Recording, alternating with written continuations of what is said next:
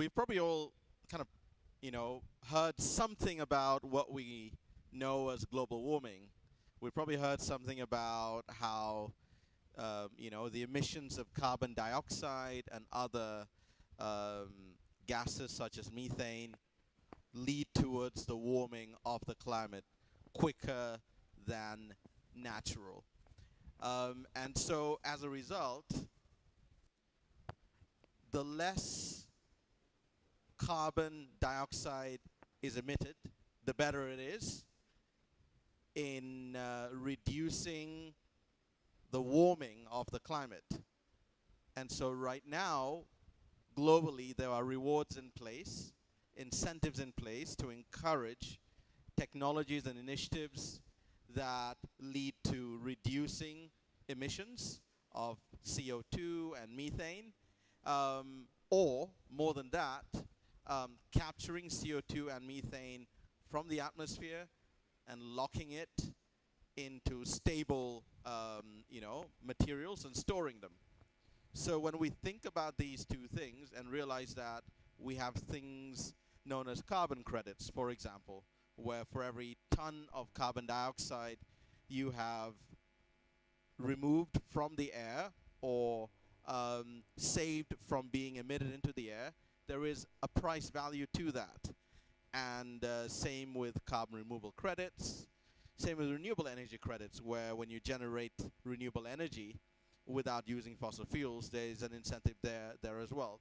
So as engineers, when we design solutions that essentially take advantage of and leverage on climate finance, from the carbon credits side, or from financial instruments at banks that have been specifically designed towards solutions that are able to mitigate the effects of climate change, it becomes very interesting because we can get to a point where our engineering outputs are actually self-financing, or better yet, able to generate additional passive incomes from them just being there.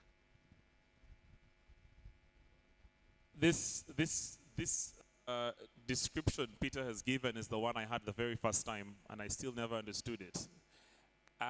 Because we've always been told forests do a very good job at this, right? And when you hear about carbon projects or climate finance, it's typically linked to forestry. So I have a very huge acreage of forests, and the calculation in terms of how much these forests will sequester on an annual basis and the tons of CO2. But we seem to hear about innovation in the engineering space. And I think for me, it's really, why should engineers care? Because unless I'm planting 100 acres of forestry and apparently it has to be indigenous trees with impact, unless I'm doing that, why should civil, electrical, aeronautical, or, why should engineers care about, climate finance? And I would like you to use some real examples and share what the typical value, because you're clear about, yes, you can actually make money doing this, or you can finance projects doing this. Give us real examples and real value in terms of money of how much you can actually make.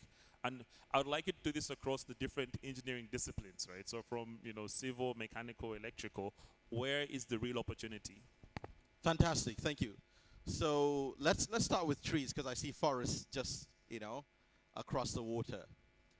We do know that trees obviously absorb CO2 and turn it into the biomass that we basically have there and store it. So if we want to know how much carbon dioxide has been absorbed by an acre of trees, we need sensors to essentially, look at what the rate of growth of these trees are. If we know how quickly the trees are growing, how much biomass is growing in the tree, we can calculate how much the carbon content of that tree is.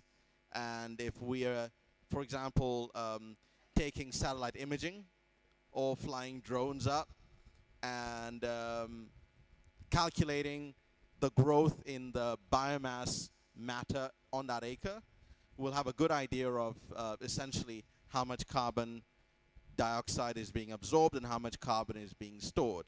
And if we know the kind of tree that it is, and we know that this is a tree that probably, stays there for 100 years or more, then that becomes very interesting. And if we know that where the tree is, it won't be cut for firewood or something like that, that's an interesting piece of knowledge. And so for your aerospace engineers, you've got to have your drones flying up, your satellite imaging, your electrical engineers and electronics, all the sensors that are taking in all that information and analyzing. Your computing engineers will obviously figure out how to get the input in the images, whether it's visual images or infrared imaging or ultraviolet images that have come in, and essentially analyzing them and giving you information that you can use. If we go a step further and look at civil engineers, for example, and say, all right, if we're making concrete, could we look at concrete that's essentially using less cement, for example? Because we know that cement production is very carbon intensive. A lot of coal is used to in the kilns as we make our cement. So you think of, could we make our cement using less coal? I guess we can. Making our cement, for example, bringing down its carbon footprint. If we're using sand, could we use something different from sand? Could we use fly ash, for example, or biochar, and reducing the amount of sand we're dredging from the riverbed or from the swamps around us? If we think of concrete that's, let's say, with a ratio of 1 to 1 to 1, cement to sand to gravel. And if we think of 3 tons of concrete, for example, having a ton of biochar instead of a ton of sand. That ton of biochar, if you assume it's fully carbon, with a 100% carbon content, which you can get to, you would essentially have your 3 tons of concrete having about 3.7 tons of carbon dioxide stored in it, because 1 ton of carbon is about 3.7 tons of carbon dioxide equivalent. So if your ton of CO2 stored is being sold at maybe, I don't know, $100, then suddenly your 3 tons of concrete will have generated for you about $370 at the very least, or even double that much. So now when you think of a concrete structure like a road, 10 meters across, 1,000 meters long, 1 kilometer of road. And let's assume it's a concrete road that's a meter thick. And let's assume you've got on that acre of road about 10,000 tons of concrete, 1 to 1 to 1 ratio.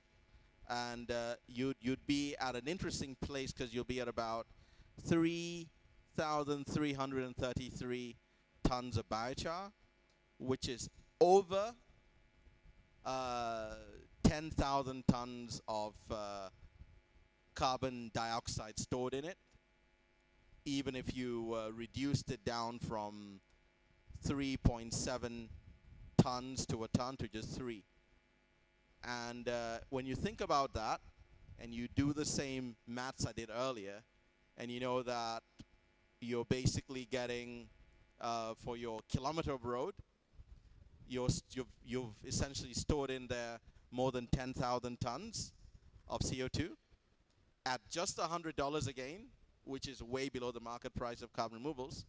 You will have earned $1 million for your 1 kilometer of road. So our friends from the Ministry of Works and Transport will know that people usually come bidding for roads with prices of $1 million to $1.8 million per kilometer of road. If it's a concrete road, if you can earn $1 million for every kilometer of road, that road would have funded itself. So this is how we take the principle of climate finance and climate technology and civil engineering, and essentially create a solution from a challenge that we have with a road. That's one example. You know, again, whenever I hear these conversations, and I've been in the space for some time, I look and say, are you sure about this? And the question then comes down to, okay, this sounds great. So I've been able to generate or create, 10 tons of biochar. I've been able to incorporate this into my construction material, and I've built, a few houses, and I can actually quantify and report effectively on this. Who actually buys this? Who pays me for this? And how do I start the process of selling my project? Awesome. So biochar is essentially charcoal dust, which you can basically look for wherever you may be. Fly ash is what you get from places like Kinyara, Kakira, Lugazi Sugar, when they've generated electricity and they've burned the gas to generate the steam. That ash that's left over is your fly ash, which has some carbon content in it. In terms of who buys the carbon credits, I mean, carbon credits are being bought globally through different platforms. One platform for carbon removals is called Puro.earth, which is owned by the NASDAQ. So anyone who knows about finance will know about, the NASDAQ. So the NASDAQ actually owns a carbon platform where carbon credits linked to carbon removals are actually traded. Buyers include people like Microsoft. So all of you who use Microsoft Excel, you're indirectly buying carbon credits. Microsoft is your biggest buyer of carbon removal credits globally. You've got Google, you've got Standard Bank, Standard Chartered Bank, you've got Sorry, Peter. lots of entities. Sorry, Peter. When you sit here in your nice suit and your Uganda tie and speak about Microsoft and all these nice places, maybe you have access, right? And that's a good thing. But I have listened to you today. I've gone back. I've begun building out my new form of concrete where I'm incorporating biochar because we have a lot of waste that we find a way to I won't use a ban, but yeah. Now, where do I start? Who do I go to? Because I'm not going to get onto Puro.earth. I'm not going to, what's the process of registering a project? Where can I start? Who can I speak to? How can I go through that? Because I feel like Microsoft and all the other buyers are at the end of it all, right? So where do I start? Awesome. So there are lots of platforms that are very active within Uganda. I believe Uganda is, if not the first, at least in the top 2 countries in Africa with carbon credit projects registered on some of these platforms. One platform is called the Gold Standard. You'll find many Ugandan projects on it. One platform is called Verra, VERRA.org. And so when you go to a platform like the Gold Standard or Verra, you will find examples of other projects similar to what you're doing. If you're doing hydro, you'll find hydropower stations like Bujagali, for example, is on Verra. When you go and look at what the team at Bujagali did, you'll see they essentially did carbon credits feasibility studies for their project, looking at how much CO2 is being saved by their hydropower station. You'll see people who are doing cook stoves, people who are doing solar, people doing trees. So when you look at some of these documents, the project identification notes, project development documents, you can create similar ones for your own projects. And then you can essentially register your project on some of these platforms.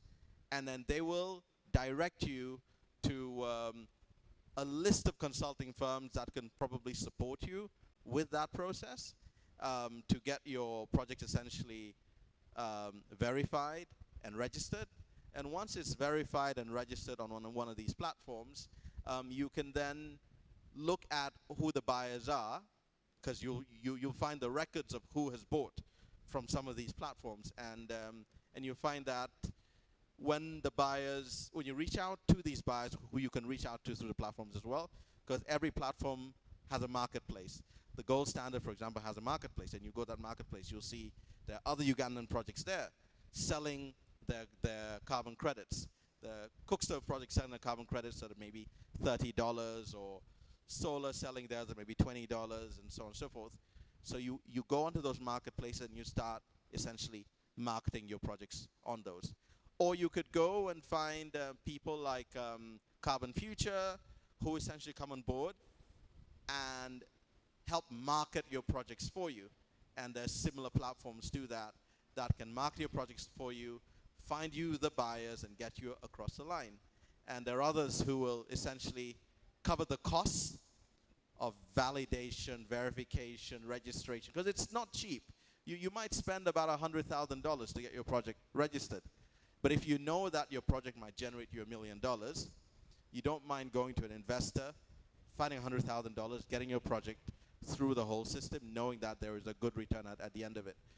If you can't find that money, you can go to people like, South Pole, who might take on a percentage of your returns after you have sold your credits. But in return, they will come in and do all the work for you, pre-finance all the feasibility studies, the engineering designs on the carbon side, the financial studies on the carbon side, do the marketing and sales. And then once the credits are sold, they'll take a portion to cover their investment, and then you still retain.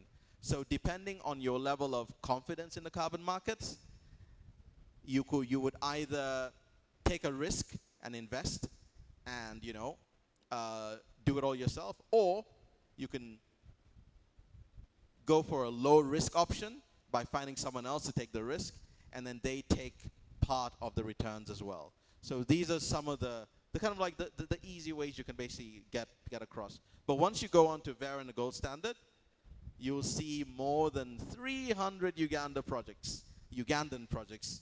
They may not be run by Ugandans, but they're in Uganda.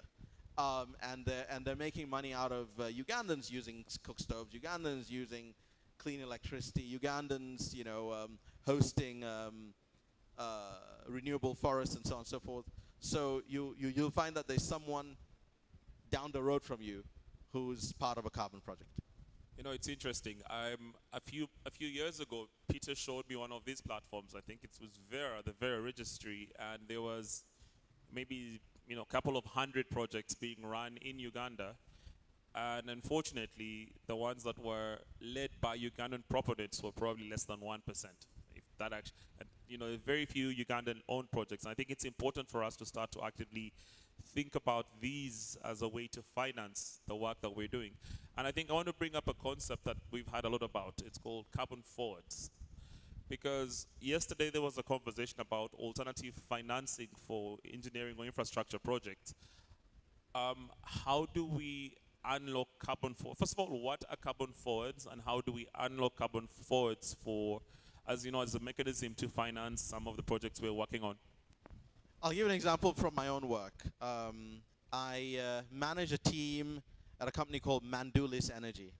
We are based up in Noya district, just north of Murchison Falls, south of Gulu, west of Karuma, east of Pakwach, right there in that place where you find lots of wild animals. So we got a permit from the Electricity Regulatory Authority of Uganda, ERA, to connect about 200 homes to renewable energy. So we constructed concrete poles. I told you about concrete earlier, so then you know why I went for concrete poles and not wooden poles. We wired up the homes, connected them all. We put up we'll call it a biogas system, which takes agricultural waste and generates electricity. We also put up solar panels, which means we were not using diesel, and we were generating electricity. So when we did our designs, our feasibility study, front-end engineering designs, ESIA with NEMA, when we did all of that, we then added a carbon study. And we calculated exactly how much carbon we would be storing in our infrastructure for civil works, and how much CO2 we would be saving by not burning diesel. We got those numbers to be verified by some of the people I talked about earlier. Then we looked through the list of international companies working in Uganda. We looked at that list and we figured out who of those companies in Uganda are Fortune 500 or FTSE 100 or Dow Jones, like massive.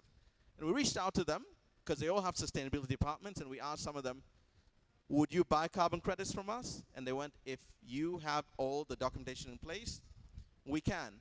So I told them, well, what if we do all the documentation, hand it over to you, and you pay us for the carbon credits before we've generated them? That's forward sales. They went, all right, if the carbon credits cost 100 euros, can we do a negotiation and go, if you were to borrow the money from Stanbic or KCB over 5 years, what would be the interest rate? So we worked backwards and we found out that if they paid me half the price today, it would be similar to them receiving 100% in 5 years.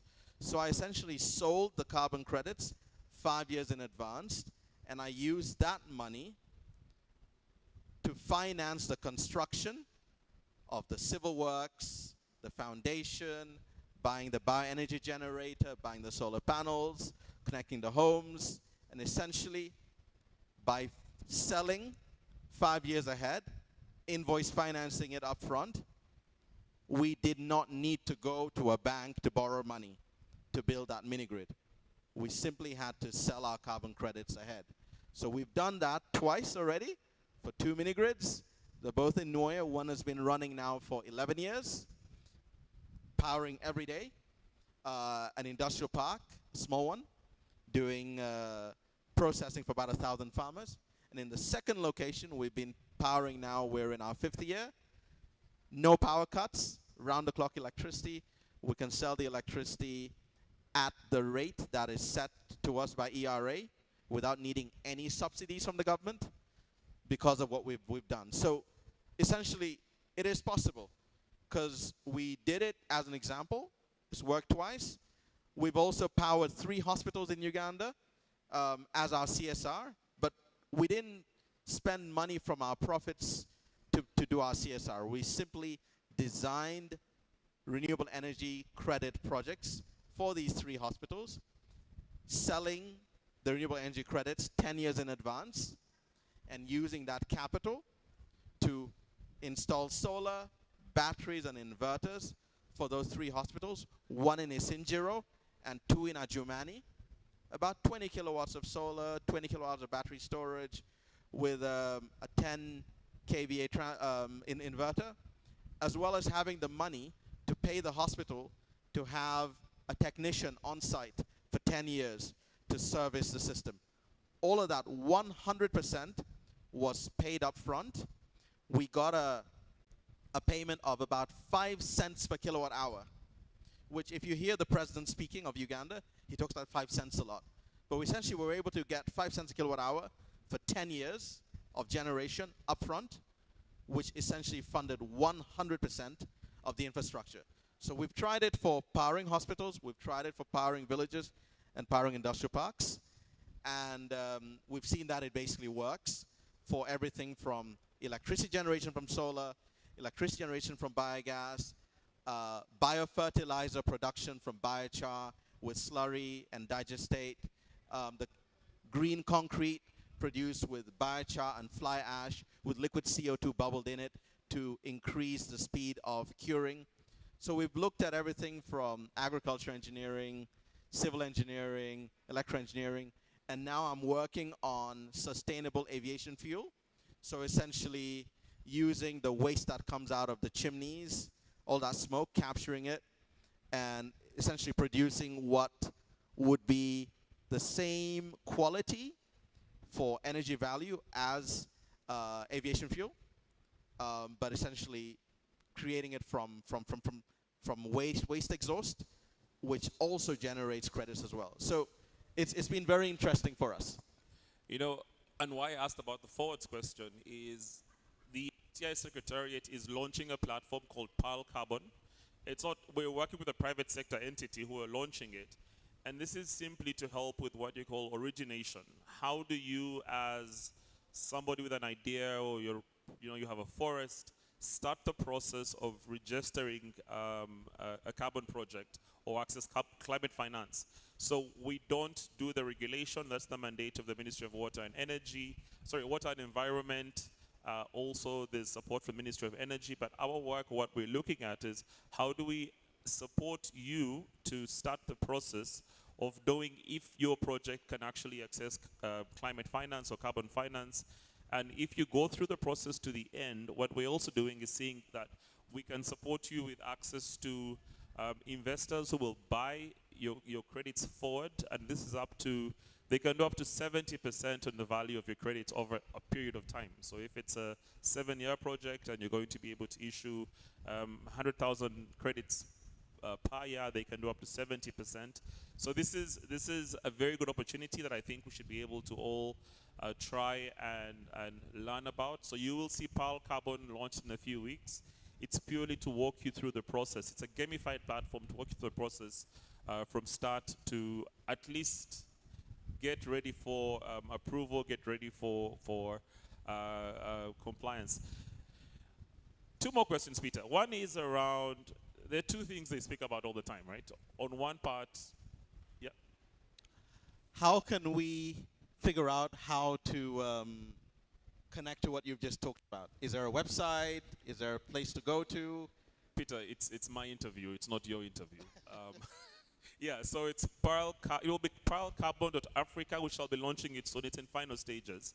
And when it comes out, again, the idea is just having visibility, because the one thing about these conversations, because you hear them at very many conferences, and there's people like Peter who are saying all these terms that we have no clear clue around, right? How do we simplify it? How do we make it accessible is a very important thing for us. Now, my 2 questions. There's many articles a few years ago spoke about how voluntary carbon markets are failing. And voluntary carbon markets are, for those who don't probably, and you might be able to explain better, it's where a corporate entity globally decides out of responsibility to buy offsets or to buy carbon credits to reduce or manage their emissions, right? And compliance markets are regulatory markets where you must comply, and this is very strong in the EU. Now, what we've seen in Africa is a lot of voluntary carbon operations which seem to be going down.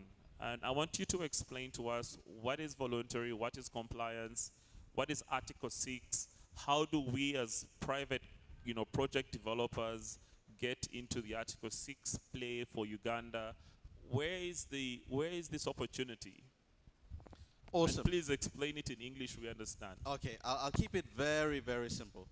So in 2021, the President of Uganda signed the Climate Change Act, which essentially stipulates what happens in the climate change space and the opportunities which are there, and encouraging us as Ugandans that it is no longer strange, but it's regulated, and it's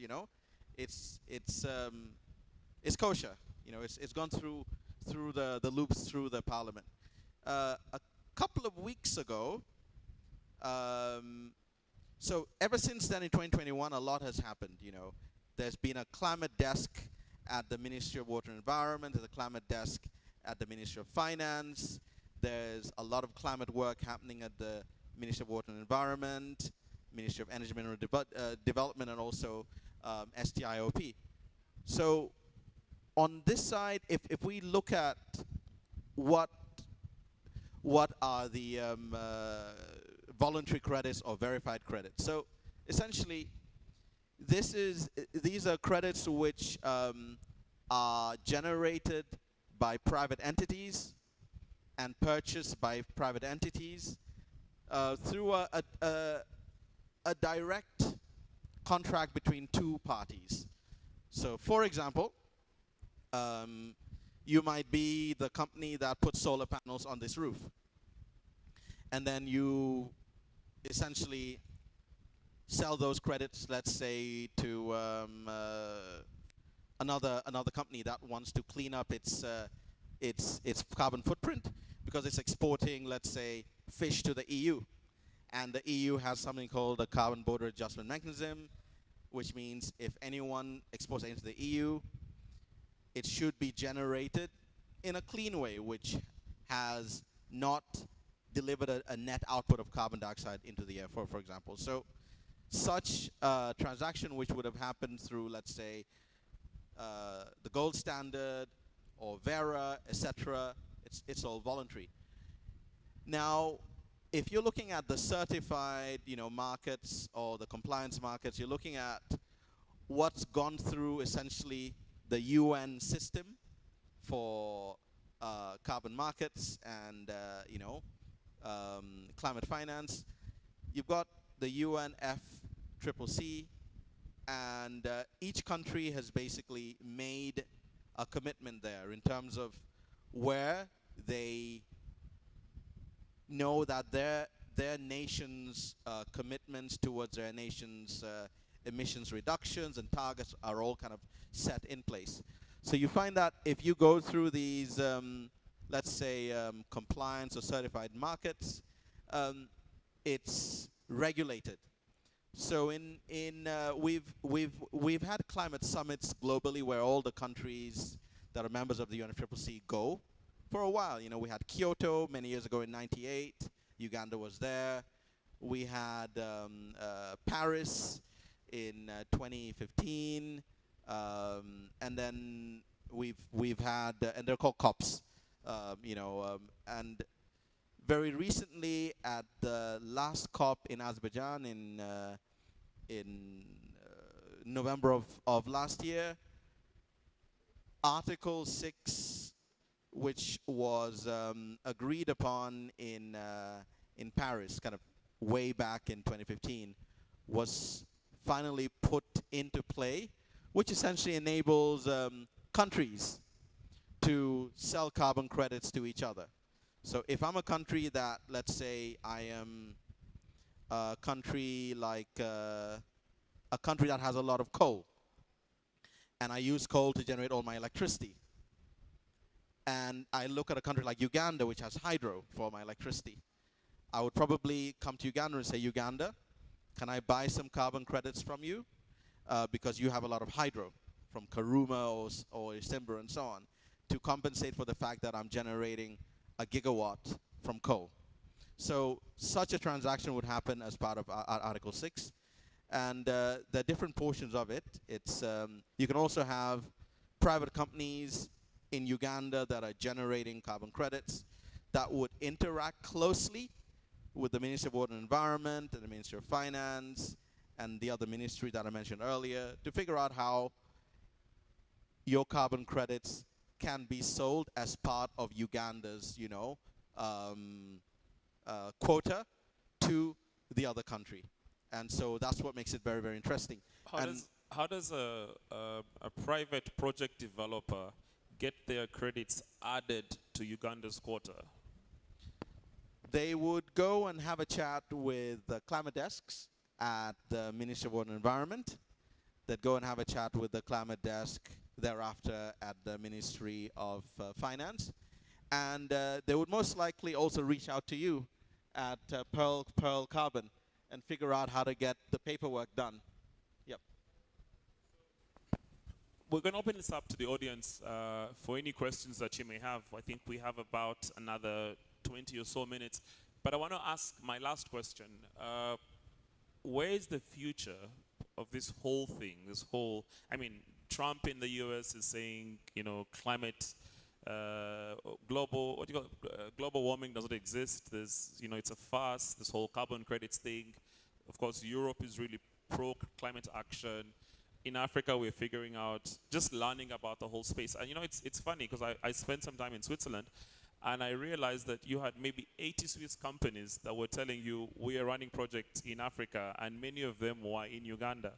And you never see this. And clearly, it means that this is a very huge, thriving industry. Where is the future? Where's the future for us? Where's the future for engineers, for developers? What's going to happen to this whole industry in the next few years, in your view? In my view, the future is bright. The future is bright with lots of hope and confident hope. I think kind of step one, it would be great for us to have classes at engineering school helping engineers understand all of the technical work that goes into designing, feasibility, verification, marketing, and sales of a carbon credit. If every engineer knows the value of what they're doing from a carbon standpoint, if every engineer can carbon proof their designs and understand what it's all about, engineers will cease to be, you know, a net negative drain on the economy to be a net positive gain to the economy beyond just the value of the structures, but actually bringing in funds into the national pot. Because if you build a road, that's going to earn more money than you spent to build it. If you build a hospital, a school, a hotel, that will earn more money passively because of how you designed it. If an engineer knows the value of what they're doing, it changes everything. Why does it make sense in the changing world we are today? Look at the European Union. Right now, if you fly into the EU, fly through EU airspace, export to the EU, you have to pay a fine for every ton of carbon dioxide that was emitted by the product or service you sold in the EU. So now, if you're designing your project and you know that there's a €100 fine for every ton of CO2, you'll design your product to be reducing the carbon footprint, or better yet, storing carbon and being carbon negative, so you start making money by just exporting it to the EU. If you're flying to the EU and you're using sustainable aviation fuel as your fuel for your airplanes, you find that when you're exporting products from Uganda to the EU, your products reach the EU with a lower carbon footprint, so you could even charge more for transport, knowing that your people can earn more for their products out there. But the EU is a massive bloc, and globally, despite the news which we hear, the biggest buyers of carbon credits remain tech companies in the US, investment banks on Wall Street, and they're actually investing in this because they know the value of it. They're buying forwards, so they're buying low so they can sell high later. It is a real business. By the time you've got the NASDAQ owning the most reputable carbon removal credits trading platform, Puro, by the time you've got the NASDAQ involved, by the time you've got Blackstone involved, Goldman Sachs, JP Morgan, Morgan Stanley, you know it's no joking matter. By the time you've got Total Energies that's investing in Uganda in our oil pipeline, when you've got them involved in the carbon trade, when you've got Shell involved in the carbon trade, when you've got, even from your oil and gas, you can capture CO2 from your flare-ups. The Saudis are doing that already. The Saudi oil and gas company, Aramco, is one of the biggest investors in carbon capture and storage. So an oil and gas company can capture CO2, can capture methane, can capture glass flare-outs, can store it in concrete and earn an income. You can have a pipeline that essentially pays for itself, even though it's going to be flowing with, fossil fuels. So the future couldn't be brighter. Thank you very much, Peter. For the finance people in the room, and I'm going to just think about your questions. Here's what it's saying. The big global finance companies are turning carbon credits into a security, right? So in as beautiful as it sounds, that I'm coming into Uganda and I'm buying your credits forward, I'm creating an asset that I can eventually trade at a higher price because I can negotiate for more, right? So it's very important, and I mean, I see Dr. Lule in the room. It's very important that as we as a country think through the whole, climate finance, carbon trading opportunity, we need to be cognizant of how much we're losing, because definitely when I buy your credits forward, it will be at a discount. Of course, it is going to unlock a lot more capital into the market early on, but what does that mean? It means that I'll buy your credits forward at $30, $40 and sell them for 80 or 100. And like Peter said, if companies like that, are looking at the climate space, Evidently, maybe there's something we're not seeing or something we're not caring about and that we should care about even more. So I'd like to open this up to the room. If you have a question, please raise your hand, and we'll be happy to see if we can respond to it. I think there's one at the back. Do we have a second? Do we have a mic?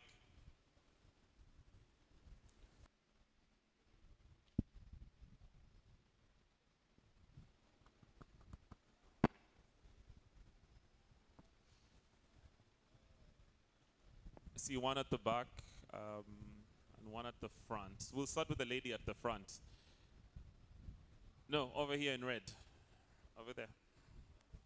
And then we'll go to the one at the back, the gentleman with the at the back. Good afternoon. My name is Mary Kopsinjo Oyuru. I work with National Water and Sewage Corporation right here in Uganda. Thank you very much for the discussion on carbon financing, more of carbon credits. In National Water, we have actually had at least one major project that we successfully registered, but for carbon credits, it was under the old CDM system in about 2012. Unfortunately, at the time that it was coming on board, the system was down. So we were not able to generate the income that we thought that we had.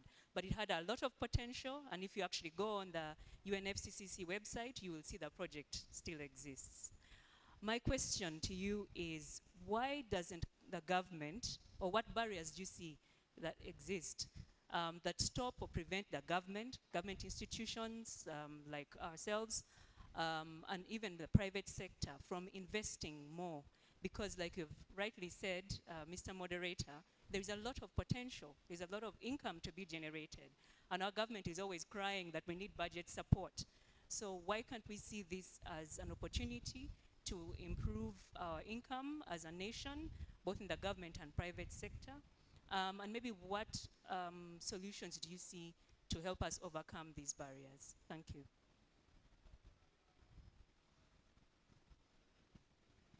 At the back.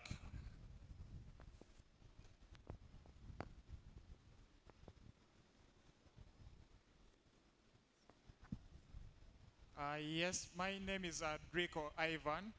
I just want to raise a question. Yes, the discussion is about carbon credits and green environment. But Uganda as a country, we're also pushing so much of industrialization.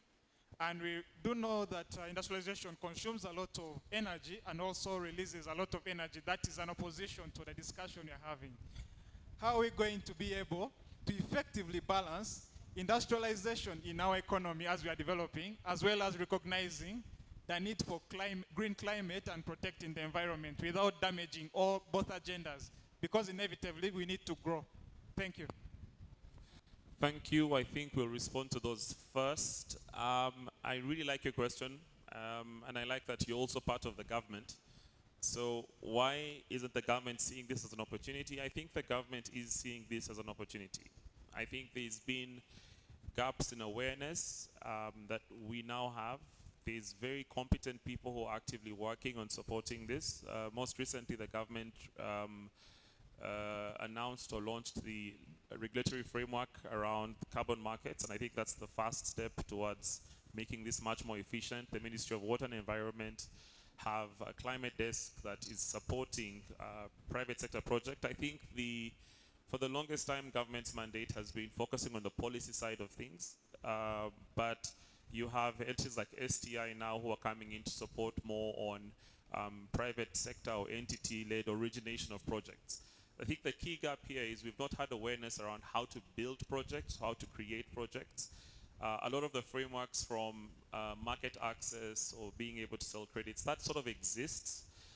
We have good conversations with some of the largest registries, some of the largest consultants and verifiers.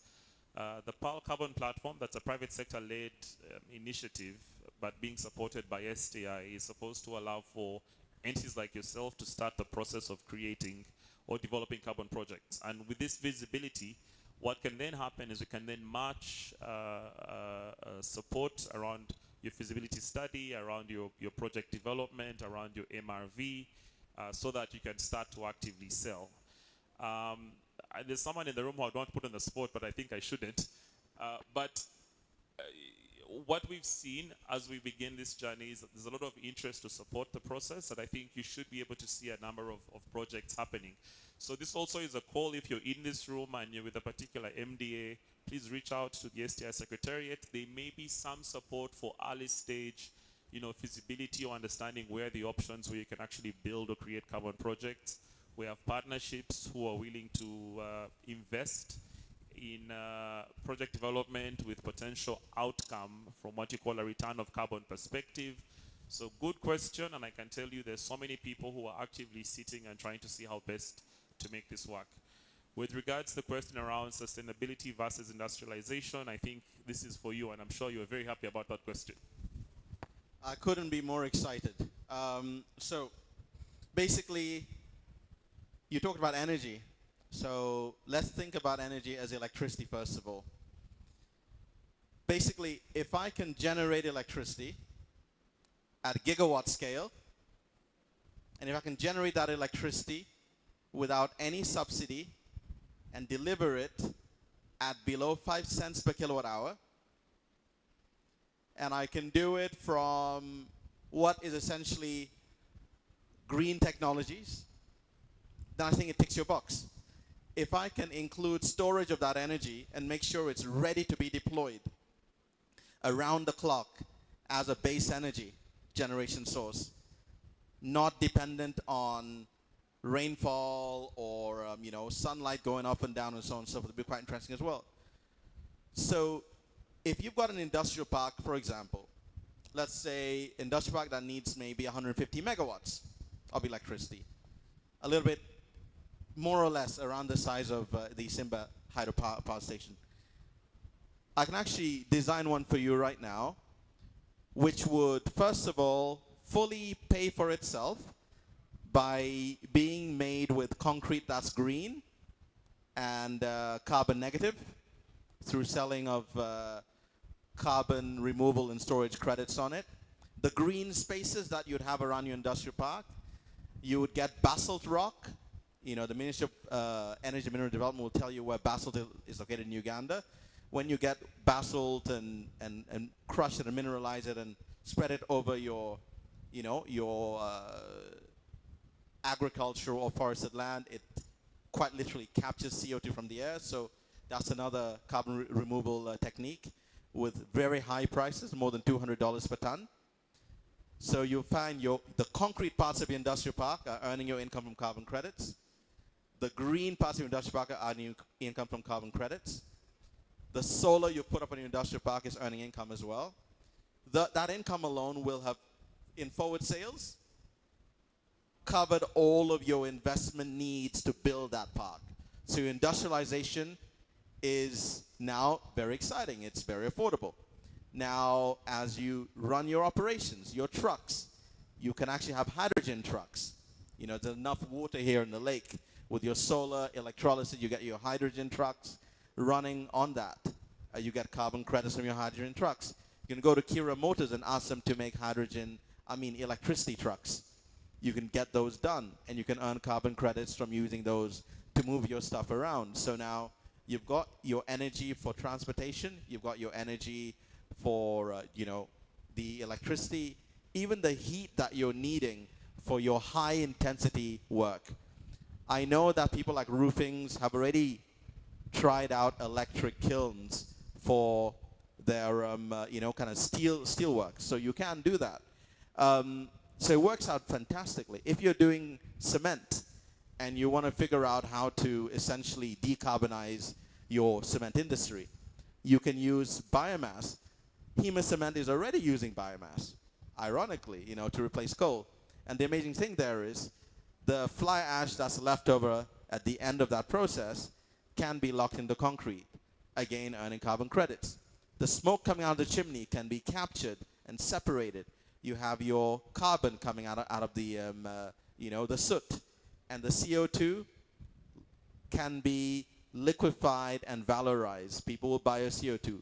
So essentially, industrialization as it is becomes more affordable and more profitable when it is green industrialization. And you can match even a 1 gigawatt nuclear power station. And if you want to get more kind of, and this is all, I'm talking about things that can be done, replicating what has already been done in parts of Uganda as we speak. If you want to go a bit further, fine, you can do solar thermal, concentrated solar power, and all the rest of that. But just using simple PV and concrete works and the hydropower you have around us here, you can essentially decarbonize every single industrial park. You can decarbonize even the oil and gas sector without stopping it by simply capturing all your flared up gases, capturing all your CO2 and locking it as well. So it gets even more lucrative, and it gets you to industrialize even faster and quicker, ensures that your exports into the EU from an industrial park that is carbon negative can be sold out there at lower prices because your production costs are lower, getting you more export income and more revenue that way. So if anything, there is no debate between going green and and going capitalist. There's no debate between going green and going industrial. Quite literally, every part of industry benefits from leveraging whatever bits of green, carbon negativity, carbon mitigation it can basically lock in. And this was to Ivan, to my sister Mary from NWSC. At the time, I was actually working in carbon finance with CA Partners in London on the CDM market, so I do understand. Back then, prices were really low, $2 per ton of CO2. Things have improved a lot now, in the compliance markets, thanks to all the regulation around the world, the EU carbon market adjustment mechanisms and so on and so forth. You can now get, the $50 to $100 on those, UNF CCC markets nowadays. When you go onto the crazier side, with the voluntary side, if you look at, mineral weathering, and when you look at carbon capture and storage, and you can get to points where you as NWC think about how much concrete you use, all the culverts, all the pipes and so on. Think of how much carbon you can store in your civil works as you expand, and think of how that carbon could potentially help finance your own needs. And with digital monitoring and verification, you could hit prices as high as $500 per ton of CO2. So when you look at that, you realize that NWSC, Ministry of Works and Transport, all these guys, agriculture, water environment, the income that you bring into the country might well hit that 500 billion leap euro planning in the government. Thank you. Great. Yes, a few more questions on this side. We'll take three more questions and we'll wrap it up. Okay, can I go first? You're part of STI. You'll ask us in the office. Let's go to the. Hello. Thank you for the session. My name is Lawrence Bale, from a civil engineering background, but I have a passion in energy. So currently we do produce, with a group of friends, we produce briquettes from biomass powder to fuel, producing about 25 tons a month. So my question is, when you talk about the carbon credits, I'm really, really pleased that now I can look into that for financing. Another question is the scale a very big issue? Does this really matter? Or why should I really bother if I'm a very, very small player? Will it just be a waste of time for me? Thank you.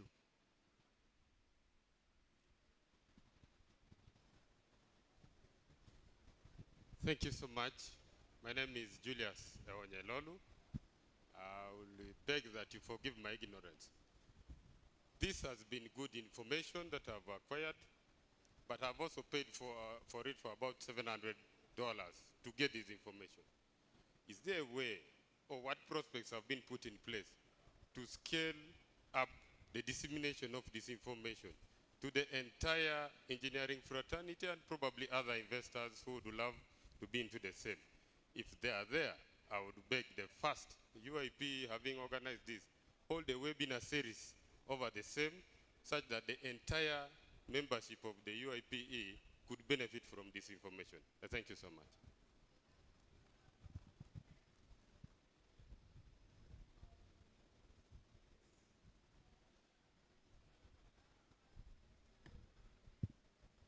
Good afternoon. My name is Patrick Spatella. I'm a civil engineer from Zambezi River Authority, binational company owned by Zambia and Zimbabwe. This has been, okay, thank you. Yeah, so this has been a very enlightening and encouraging discussion. As you may be aware, financing infrastructure in Africa remains a serious challenge. You have indicated of those means of raising finance. You had indicated that you're on your second project where you already have revenue coming in without the project actually starting to generate its own income. My question is that obviously the way you put it seemed to me like everything was smooth sailing, but obviously there are challenges that we should be alive to. And obviously as you then go into several other projects, you then get a bit more in terms of it gets easier, and other hurdles that you could have faced, you would have actually faced them before, and then it sails through smoothly later on. So I just wanted to appreciate for certain companies and institutions like the one that I represent, how we can leverage and learn from the challenges that you've actually faced. So I would appreciate if you can just indicate what was or what were your critical challenges and how did you manage to navigate through them. Then as you speak to that, I would also appreciate if you could also touch on how you did this, if you did it internally using the institutions within Uganda, because usually what we have seen is that for you to actually get funds coming in, people would rely more on maybe a European, based company to then endorse what you've already calculated, and maybe your systems and ways of calculating how much carbon you do then reduce were actually used methods. You were using methods that maybe these other institutions were not utilizing. So then, how then do you then get the confidence to then engage this particular investor to actually then bank on what you've done, or you need further endorsement from a credible or an institution that has way more experience for you to actually then make whatever pitch you're doing to this investor to earn the trust and they invest. Then lastly, just one last one. Yeah, you didn't, although you didn't mention it, the issue on green wealth. We as Africa, we have a lot of minerals that are locked still underground. But the process that it takes for you to extract these particular minerals would also produce a lot of carbon. So have you had any experience in terms of how we can leverage the green wealth that we have to then attract more finance and increase our asset base, to say that we would have been extracting, but however, we have these climate aligned projects. So instead of going underground, can you give us more money so that we can then finance this particular green infrastructure? I think if maybe you can speak to that, we would really appreciate. Thank you. We'll take the one gentleman with the glasses, and we'll come to you as well, so you can also ask your question last. And then, okay.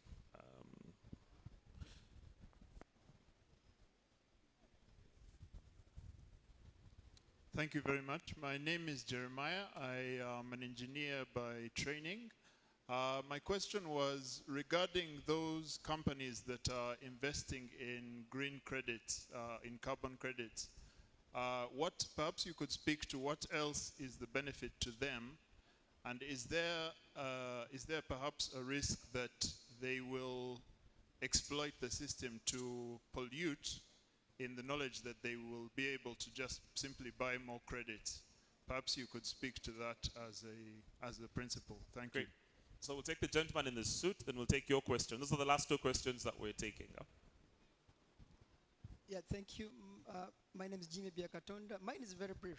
A bit louder, sir. My name is Jimmy Biakatonda. Mine is very brief. What efforts are there to decentralize this information to the local person? If we sit here and talk about locking carbon in concrete, mini grids, PVs, it's still high up there. You did talk about the having a desk at Minister of Finance, Minister of Water and Environment. But how is this information decentralized to the lowest point so that people get to understand what these carbon markets are? Thank you. Thank you. We'll take at the front, and then we'll respond to those. And that's where we will have to wrap it up. Okay, thank you. Mine will also be brief. First, you said I need an investment of about $100,000 to register my investment. That makes it a rich man's game. So it locks me out in a way. Then the second, you referred to the rate being up to $500 per ton. How much forest cover do I need in a layman's language? Do I need to absorb a ton of CO2? Yes, thank you. Okay, so we're going to share this between Peter and myself. As moderator, I have had some experience in the space, and I'm hopefully I will answer them faster than Peter will in some cases.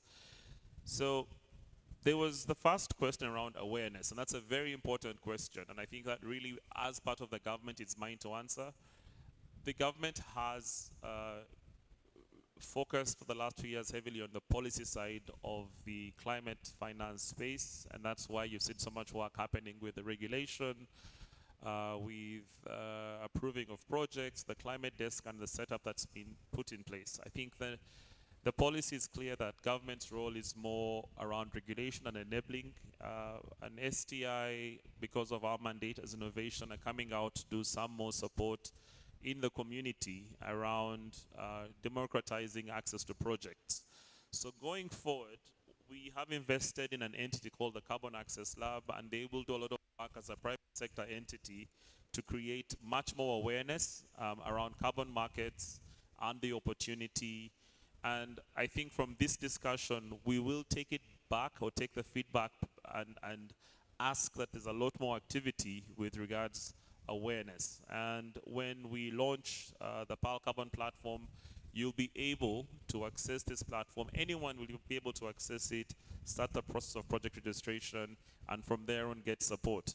And I think I also want to use that to respond to the question from my colleague, and Peter will add to that. Yes, it costs maybe $100,000 to create a project. But that also goes into answering the scale question. Typically, high quality or good quality carbon projects are issuing anything from 10,000 credits a year, right? And now Peter will explain what that is from the size of a forest or what that is, but that's where you start to see viability.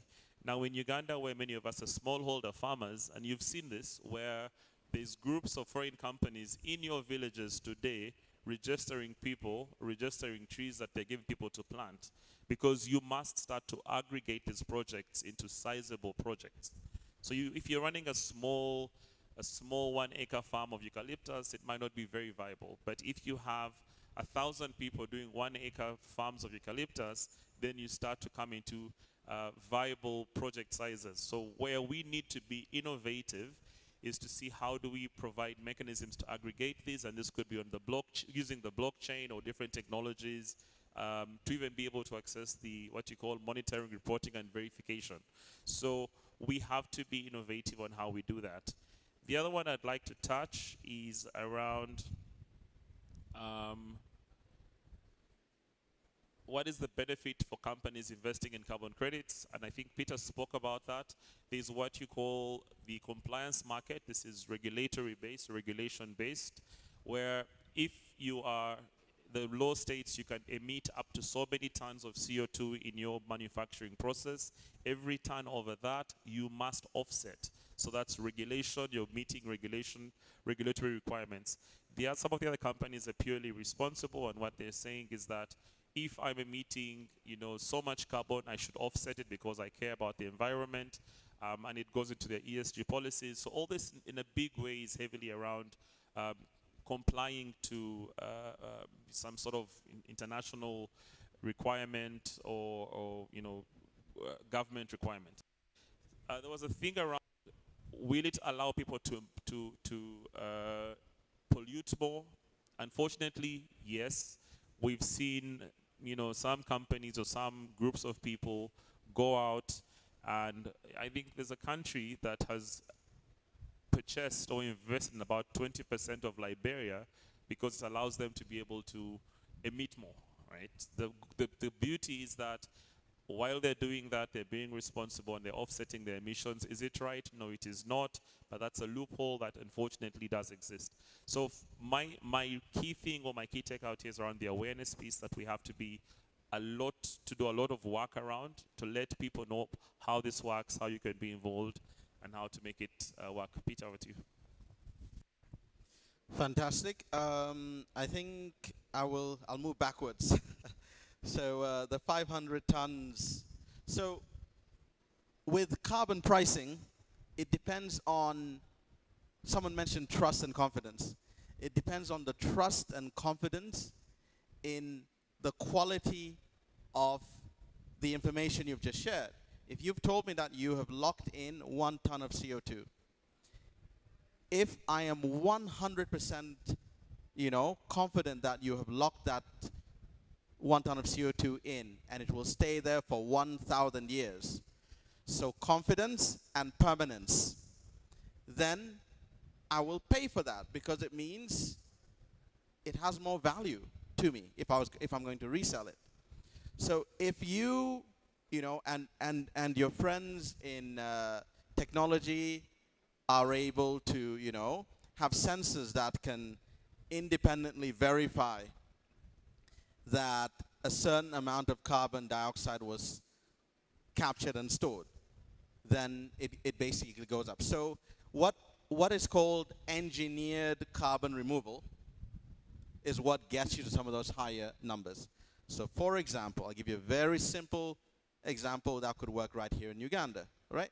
If you went to Lugazi, just up the road, and you see there they have a waste to energy plant, and if they put something on top which captured the smoke, captured it so no smoke goes up, and if they took that smoke, chilled it to way below freezing point of water so it became liquid, separated the CO2 from other gases, got that CO2 that was liquid and buried it in the ground where someone is drilling for oil and found an empty well, drill it in there.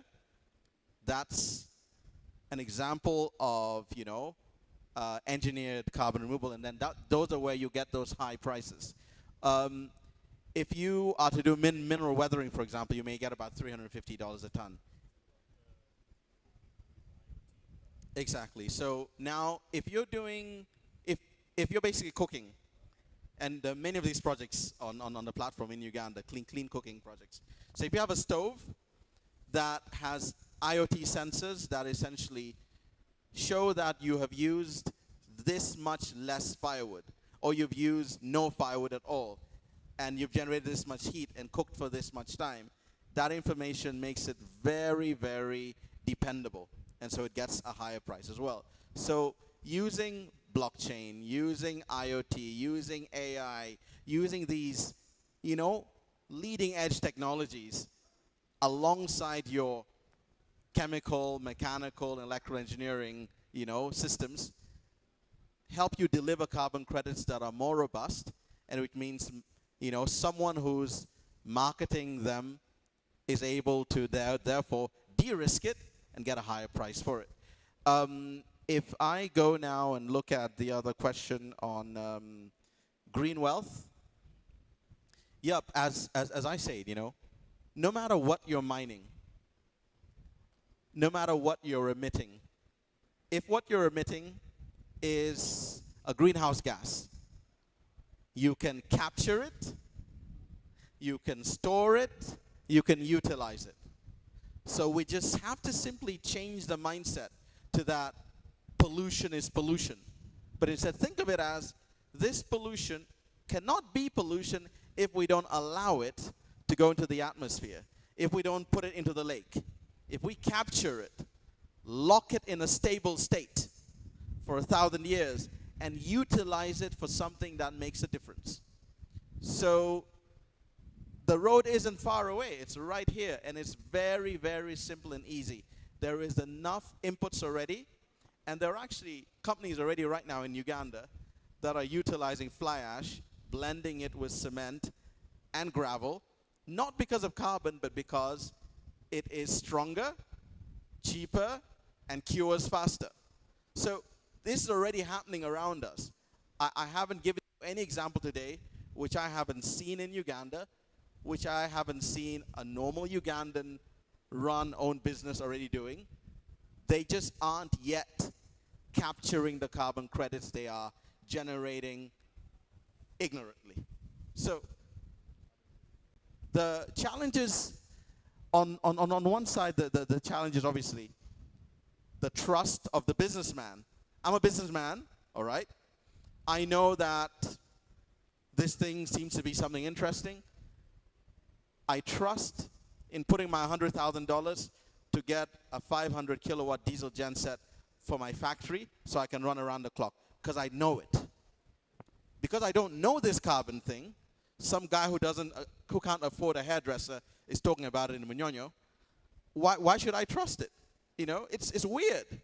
So that's the first challenge. Everyone you speak to will think of it as something weird, something foreign, something un-African or un-Ugandan. And then, so that's the first one. You've got to get over that hurdle and going, if it's working elsewhere, and if people elsewhere are making the money in Uganda, even if I don't understand it, even if I don't like it, let me hire someone. Let me get an S6 vacuist. I actually did. I got some S6 vacuists, and I trained them everything I know in carbon. And these S6 vacuists designed the 1 kilometer road that we're building right now. S6 vacuists from Uganda here. So it isn't difficult. It's just, I prefer to work with S6 vacuists now because they've come out of high school. The world is their oyster. They are the kids of the Bazukulu. I mean, this is their country, right? So we can't bully them and say, because I'm archaic, I'm going to force them to be archaic. They'll tell me, look, I'm connected to every other teenager in the world. So when we free their minds and we allow them to dream and do whatever they need to do, and we support them, trust me, we will be overly excited about the results that comes out. In terms of scale, don't worry about scale.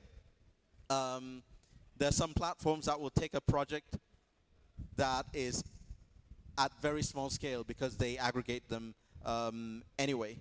And with regards to getting information out there, I'd say simply, the engineering body simply has to reach out to my colleague or myself or anyone at the carbon desks, around, and ask them to come and, speak to the board.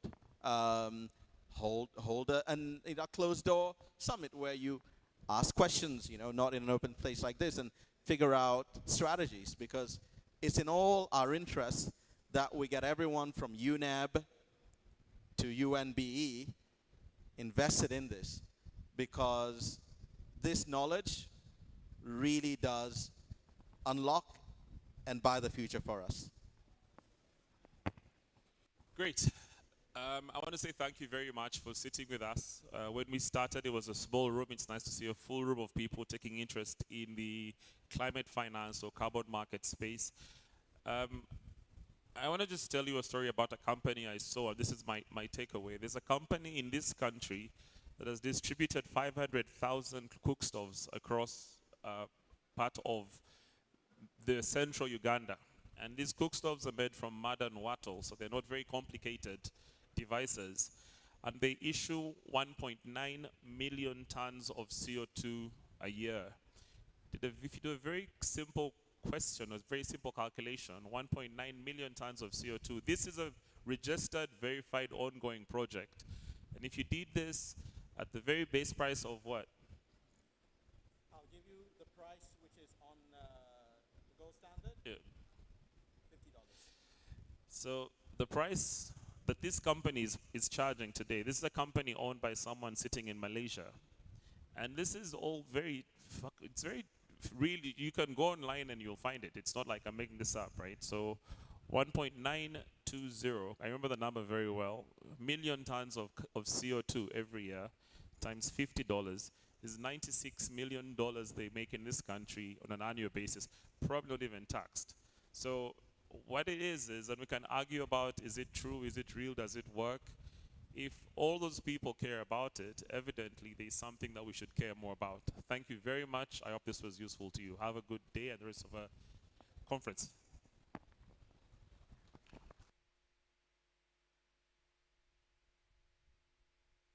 I don't think it's an MC, so I'm sure. And you're welcome to lunch. Thank you.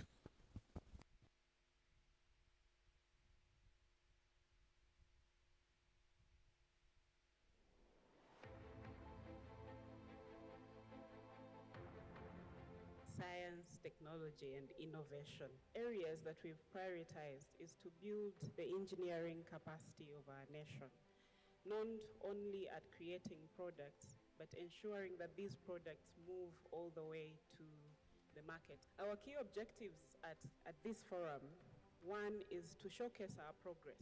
We also seek to share knowledge and experiences. We are looking for partnerships and collaborations, because the only way we can make this work is if we have a wealth of knowledge and collaboration. So what's our challenge as a continent? Africa must grow our numbers and our expertise in multiple disciplines of engineers if we are to deliver against the SDGs. According to the statistics, for us to deliver on our 2030 timeline, we need a minimum of 18 engineers per 10,000 people.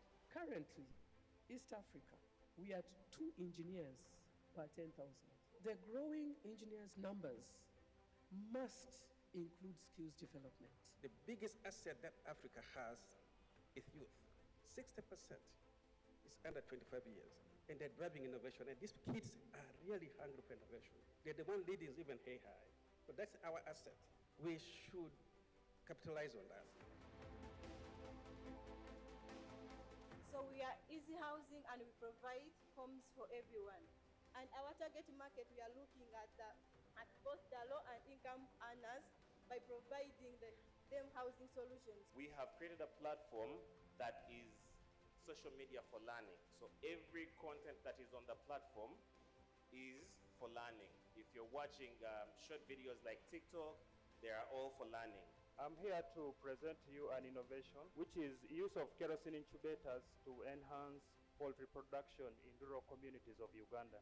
Chitex is a shoemaking company, 100% leather outside and the inside.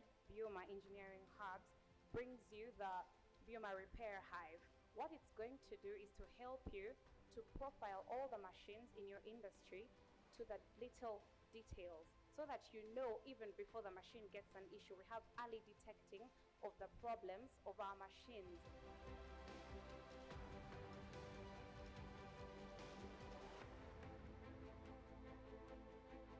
If you want to make engineers productive, you must give them a productive environment. You must give them a sink for their skills, for their knowledge, for their expertise. We have established several production world-class infrastructure that are enabling us to participate in economies where we were not known to participate before. Let us work together with the STI and create curriculum. If your student research is aligned to the national agenda, it will be funded. But you have to shift the mindset. We are wasting students globally. They are spending time in things which we are throwing away. It's my great honor now to inaugurate officially and launch the Consortium of University Engineering Deans in Uganda.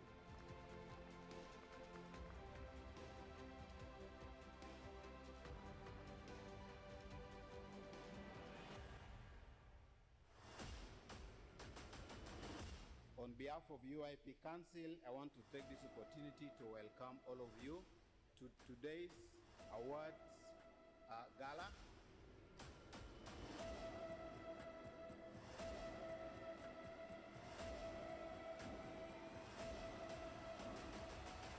The co-hosts for this evening, represented by the chief engineer and the entire team, for the teamwork that you have exhibited and for the work that we have done.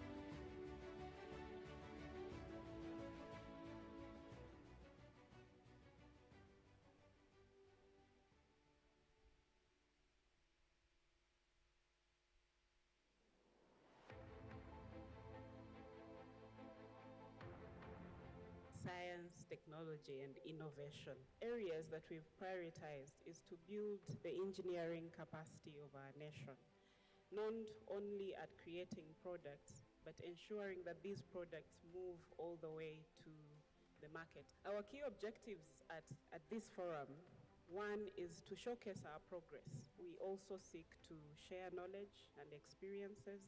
We are looking for partnerships and collaborations, because the only way we can make this work is if we have a wealth of knowledge and collaboration. So what's our challenge as a continent? Africa must grow our numbers and our expertise in multiple disciplines of engineers if we are to deliver against the SDGs. According to the statistics, for us to deliver on our 2030 timeline, we need a minimum of 18 engineers per 10,000 people. Currently, East Africa, we are 2 engineers per 10,000. The growing engineers numbers must include skills development. The biggest asset that Africa has is youth. 60% is under 25 years, and they're driving innovation. And these kids are really hungry for innovation. They're the one leading even high. So that's our asset. We should capitalize on that. So we are easy housing and we provide homes for everyone. And our target market, we are looking at both the low and income earners by providing them housing solutions. We have created a platform that is social media for learning. So every content that is on the platform is for learning. If you're watching short videos like TikTok, they are all for learning. I'm here to present to you an innovation, which is use of kerosene incubators to enhance poultry production in rural communities of Uganda. Chitex is a shoemaking company, 100% leather outside and the inside. Bioma Engineering Hubs brings you the Bioma Repair Hive. What it's going to do is to help you to profile all the machines in your industry to the little details, so that you know even before the machine gets an issue. We have early detecting of the problems of our machines.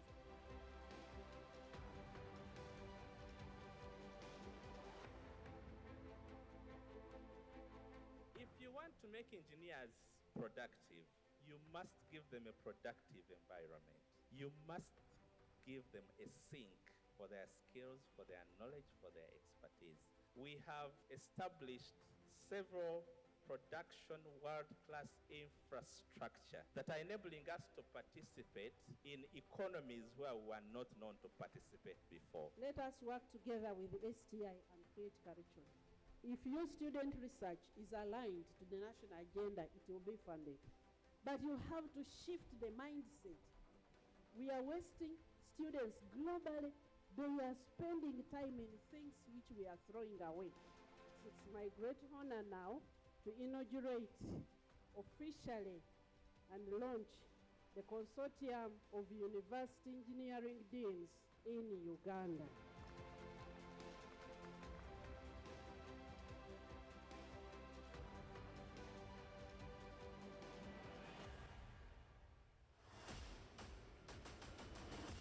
On behalf of UIP Council, I want to take this opportunity to welcome all of you to today's awards gala.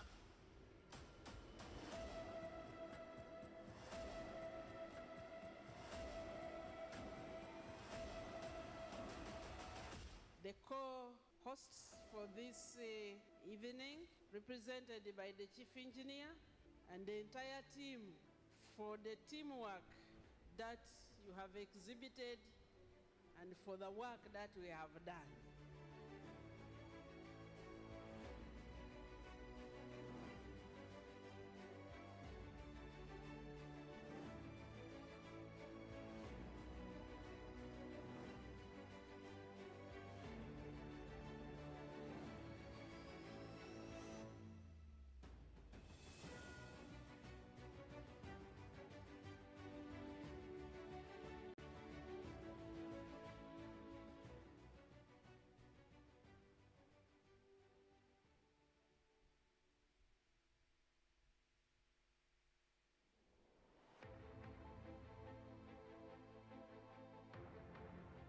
Science, technology, and innovation. Areas that we've prioritized is to build the engineering capacity of our nation, not only at creating products, but ensuring that these products move all the way to the market. Our key objectives at this forum, one is to showcase our progress. We also seek to share knowledge and experiences. We are looking for partnerships and collaborations, because the only way we can make this work is if we have a wealth of knowledge and collaboration. So what's our challenge as a continent? Africa must grow our numbers, and our expertise in multiple disciplines of engineers if we are to deliver against the SDGs. According to the statistics, for us to deliver on our 2030 timeline, we need a minimum of 18 engineers per 10,000 people. Currently, East Africa, we are at 2 engineers per 10,000. The growing engineers' numbers must include skills development. The biggest asset that Africa has is youth. 60% is under 25 years, and they're driving innovation. And these kids are really hungry for innovation. They're the one leading even high. So that's our asset. We should capitalize on that. So we are easy housing and we provide homes for everyone.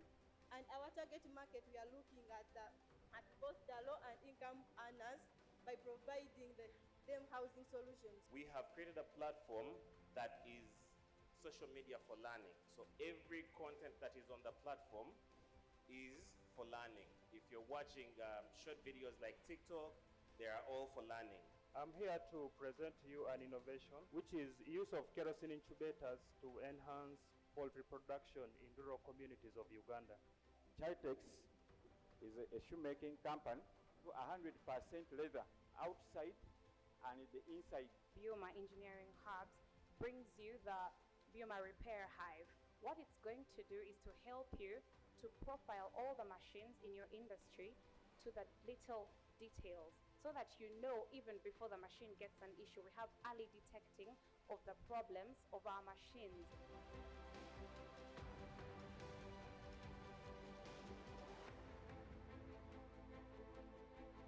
If you want to make engineers productive, you must give them a productive environment. You must give them a sink for their skills, for their knowledge, for their expertise. We have established several production world-class infrastructure that are enabling us to participate in economies where we were not known to participate before. Let us work together with the STI and create curriculum. If your student research is aligned to the national agenda, it will be funded. But you have to shift the mindset. We are wasting students globally. They are spending time in things which we are throwing away. It's my great honor now to inaugurate officially and launch the Consortium of University Engineering Deans in Uganda.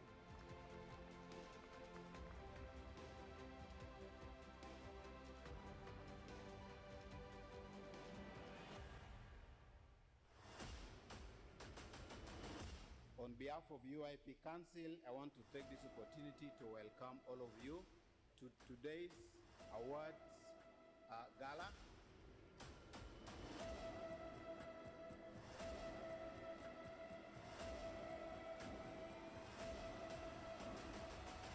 The co-hosts for this evening, represented by the chief engineer and the entire team, for the teamwork that you have exhibited and for the work that we have done.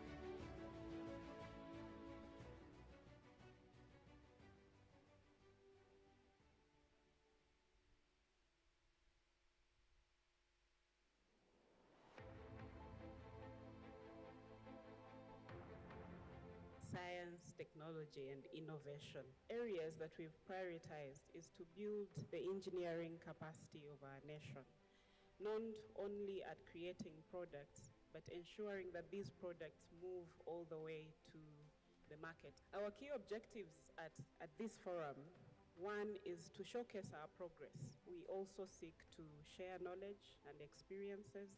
We are looking for partnerships and collaborations, because the only way we can make this work is if we have a wealth of knowledge and collaboration. So what's our challenge as a continent?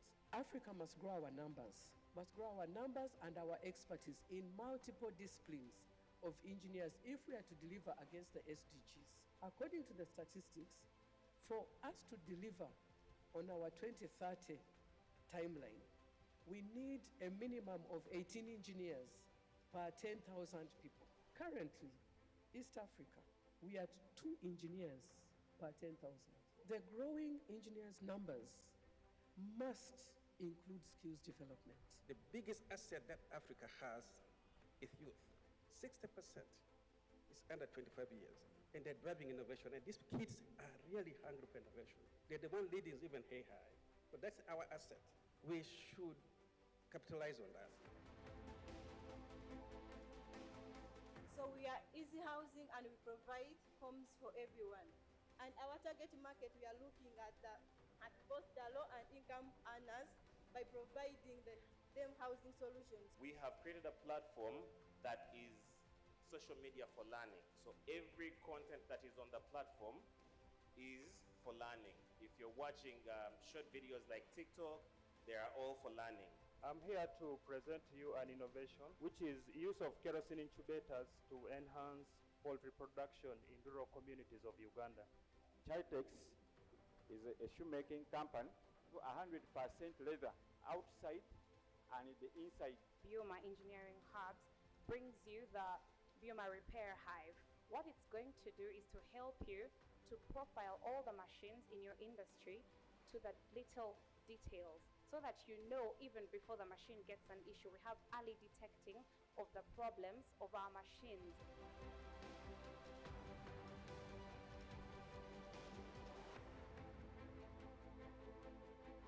If you want to make engineers productive, you must give them a productive environment. You must give them a sink for their skills, for their knowledge, for their expertise.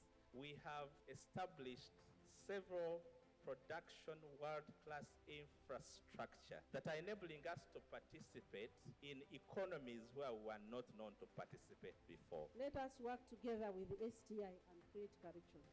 If your student research is aligned to the national agenda, it will be funded. But you have to shift the mindset. We are wasting students globally. They are spending time in things which we are throwing away. It's my great honor now to inaugurate officially and launch the Consortium of University Engineering Deans in Uganda.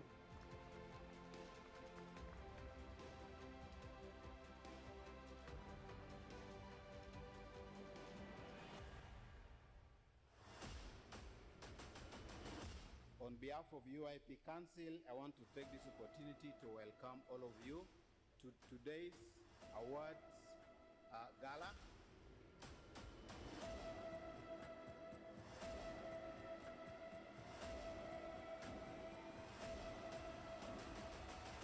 The co-hosts for this evening, represented by the Chief Engineer and the entire team for the teamwork that you have exhibited and for the work that we have done.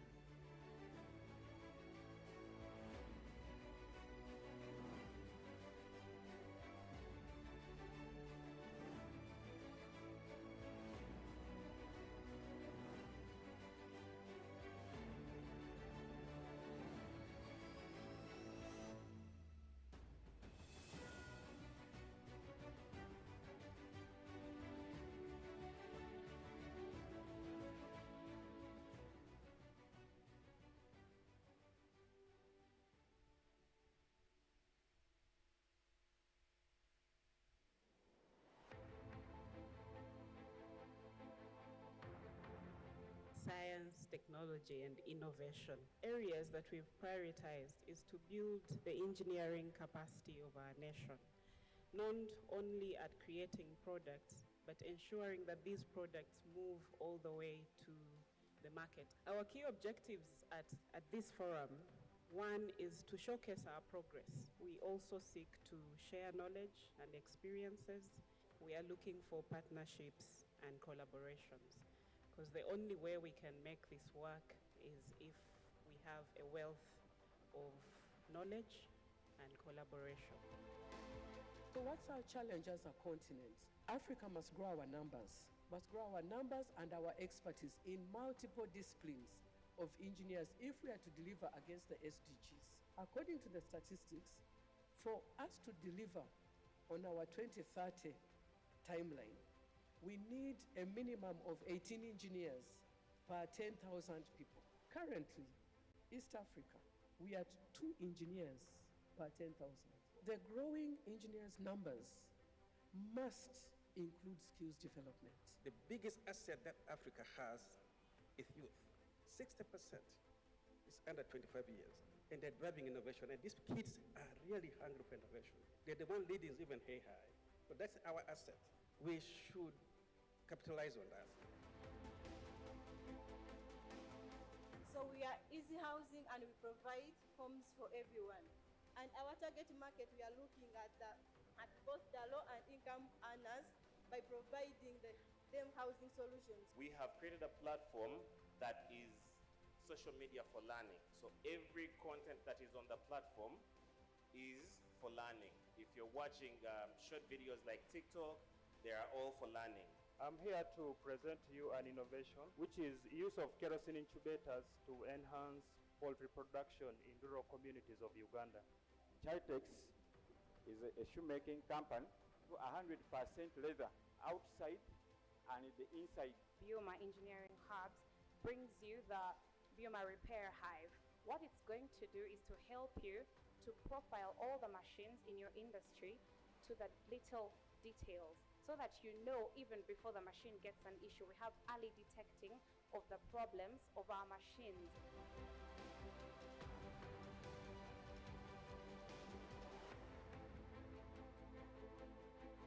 If you want to make engineers productive, you must give them a productive environment.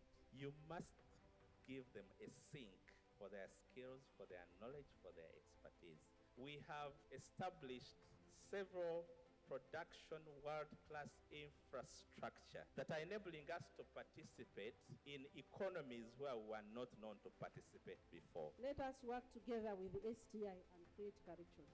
If your student research is aligned to the national agenda, it will be funded. But you have to shift. We are really privileged to have you here amongst the engineers of Africa and the world.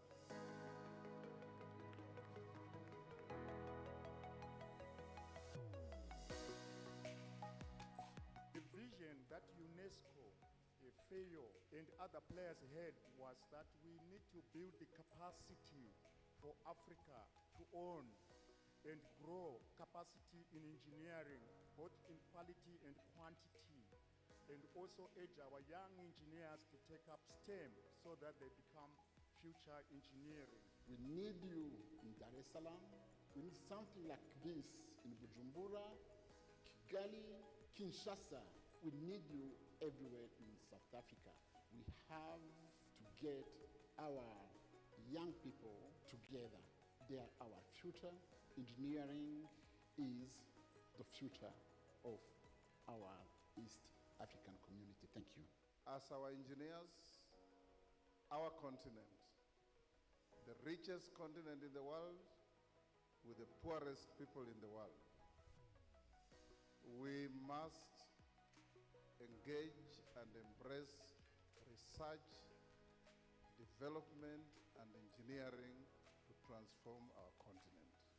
As a nation, the President has been at the forefront of championing the prioritization of science, technology, and innovation through ensuring that we have legal frameworks that help science and technology.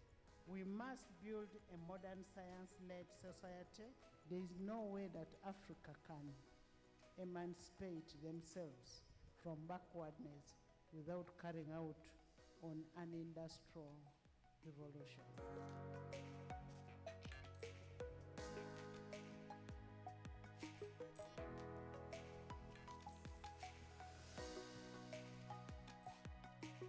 So these policies must be very clear. They must also give a raw clarity of what industry must do to collaborate with the academia. Investment. Because no matter what we say or how well we say it, unless we can figure out the right investment instruments or tools at different levels, we will not see the success we want. We have to give an opportunity for the employees to come up with this problem-solving ideas.